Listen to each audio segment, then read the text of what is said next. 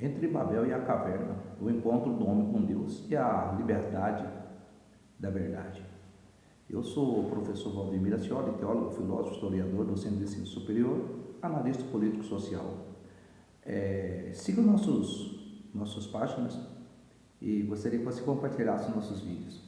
A história da humanidade pode ser compreendida como uma louca busca pela transcendência. Desde a civilização mais antiga, o homem ergueu templos, criou ritos, organizou tradições e se desenvolveu um sistema religioso na esperança de se conectar com Deus. Essa busca constante por algo superior, transcendental, produziu um rico patrimônio espiritual, cultural, mas também revelou uma realidade permanente. Quando a forma do homem passa a ocupar lugar, a essência, corre-se o risco de confundir caminho com destino. O Evangelho apresenta uma perspectiva singular. Em vez de retratar um Deus distante, aguardando que o homem alcance por seus próprios métodos, revela um Deus que toma a iniciativa de se aproximar-se da humanidade. Em Jesus Cristo, o divino encontra-se o humano, não porque o homem tenha conseguido subir até a Deus, mas porque Deus decidiu descer até nós, homens. Essa compreensão convida a uma reflexão que ultrapassa os limites da religião institucional, alcançando uma dimensão profundamente espiritual, filosófica e existencial. A Torre de Babel, quando o homem tentou alcançar o céu. A narrativa da Torre de Babel no livro sagrado, ela simboliza um projeto autossuficiência.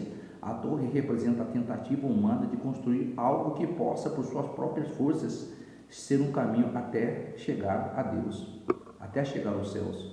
A confusão da língua interrompeu aquela obra, revelou um princípio que permanece atual até hoje. Em toda tentativa absoluta de capacidade humana termina produzindo divisão, incompreensão, distanciamento e foge da ordinariedade do objetivo foco que é chegar a Deus.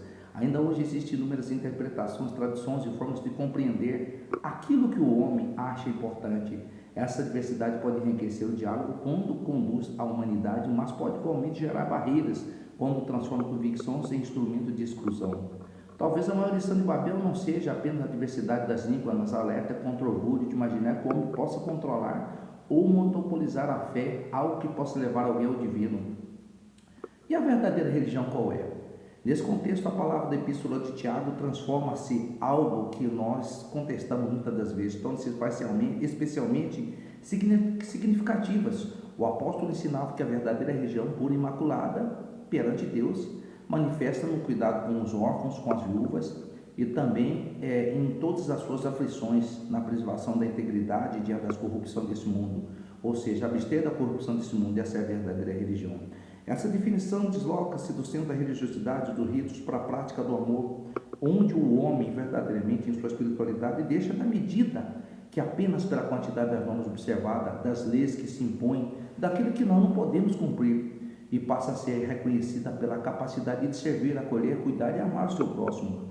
Não se trata de negar a importância das comunidades de fé, mas recordar que nenhuma estrutura religiosa é superior que algo que possa levar Deus até o homem. O seu sentido se perde à vista das compaixões, da misericórdia, da dignidade humana.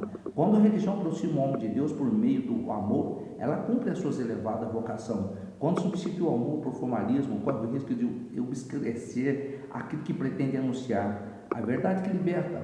Jesus afirmou: e conhecereis a verdade, e a verdade vos libertará. E se o Filho do Homem libertar, verdadeiramente será livre. Essa liberdade não pode ser reproduzida apenas ao conhecimento intelectual. Trata-se de uma libertação interior capaz de romper as correntes do medo, a culpa do orgulho, da ilusão, aquilo que transcende e coloca Deus dentro do homem. A verdade proposta por Cristo não aprisiona um sistema fechado, ela conduz um ser humano ao encontro com Deus de uma forma natural, onde o homem, ao mesmo tempo, o encontra da sua própria consciência. Quanto maior é a proximidade da verdade, menor é a necessidade de mecanismo humano de controle. A liberdade espiritual nasce quando a fé deixa de ser sustentada apenas por imposições externas e passa a transformar o interior das pessoas, onde as pessoas erguem templos, virtudes, cavando masmorra aos vícios, deixando aquilo que impede encontrar-se com o Criador. Entre a sombra da caverna e a luz da verdade, a alegoria da caverna apresentada por Platão descreve o homem acorrentado desde o nascimento, olhando apenas as sombras, aquilo que as sombras projetadas nas paredes, para que aquelas sombras constituem toda a realidade, quando as sombras eram apenas algo fictício, uma ilusão. Quando Deus consegue sair da caverna, seus olhos inicialmente sofrem uma intensidade da luz. Aos poucos, porém, descobre-se que aquilo que antes considerava verdadeiro era apenas uma réplica, uma representação das limitações da realidade, daquilo que se é realmente na realidade das visões, daquilo que se entende hoje.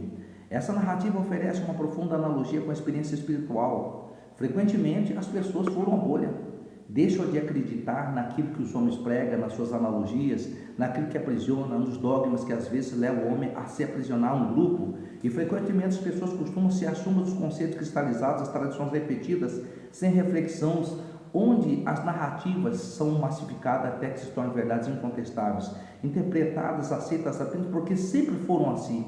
Sair da caverna exige coragem. A luz incomoda antes de iluminar. Questionar não significa abandonar a sua fé, mas amadurecê-la, trazendo você à luz da razão, sem emoção, sem aquilo que às vezes leva o homem a ser massa de manobra, de homens pífios, de seres são corruptíveis, pífios e falhos. Da mesma forma, encontrar-se com Cristo não significa desprezar toda a tradição religiosa, mas permitir que a verdade ocupe um lugar superior a qualquer construção humana. O encontro com Deus não depende de quantidade de pontes erguidas ou torres como a Torre de Babel, porque os homens às vezes confundem pelas suas disposições em atravessar aquilo que Deus realmente ofereceu, que é Jesus Cristo, o autor e consumador da fé. A fé deixa de ser mera repetição, torna-se experiências. E na síntese conclusiva entre Babel e a caverna existe uma mesma advertência. O ser humano pode facilmente confundir as suas próprias construções com a realidade, a última realidade. A torre representa o orgulho de quem acredita que pode alcançar Deus exclusivamente por meio dos seus próprios meios. A caverna simboliza a acomodação de quem aceita as sombras como se fosse plenitude da verdade. O Evangelho representa o terceiro caminho, o caminho daquele que leva até Jesus. Não é o homem construindo uma torre, não é um homem fazendo algo que leve o homem a Deus, mas você se humilhando e Jesus vindo até você como o Filho de Deus. Não é o homem que permanece prisioneiro das sombras. Deus, tomando a iniciativa, revela-se Jesus Cristo, convidando cada pessoa a caminhar na liberdade da verdade. A verdadeira espiritualidade não se limita nas razões daquilo que você acredita, nem despreza a tradição, tampouco reduz o cumprimento das formalidades. Ela floresce quando a verdade transforma o coração de cada homem através da fé, produzindo o amor ao ser humano, compreendendo que o acesso divino não depende da perfeição, e sim nas imperfeições, porque na imperfeição, no pecado, se aperfeiçoa a graça de Cristo, mas a graça alcançada através, não pelos méritos próprios, mas por aquilo que você tem de Cristo vindo até você. Talvez seja justamente isso que encontra uma maior liberdade, perceber que Deus não espera uma humanidade perfeita para se aproximar-se dela. Ele oferece a sua presença para iluminar a verdade da humanidade, que possa caminhar em direção à plenitude do amor, que é nada mais nada menos do que a salvação através da fé.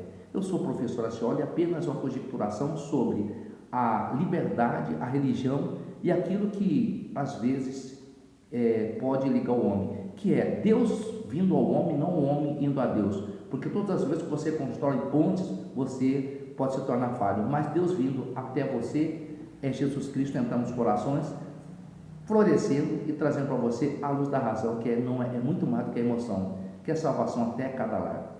As minhas continências, essa é apenas uma breve reflexão sobre a verdade que liberta, que apenas é algo que traz, que não é a religião que leva você a Deus, mas sim Deus vem a você através de Jesus Cristo.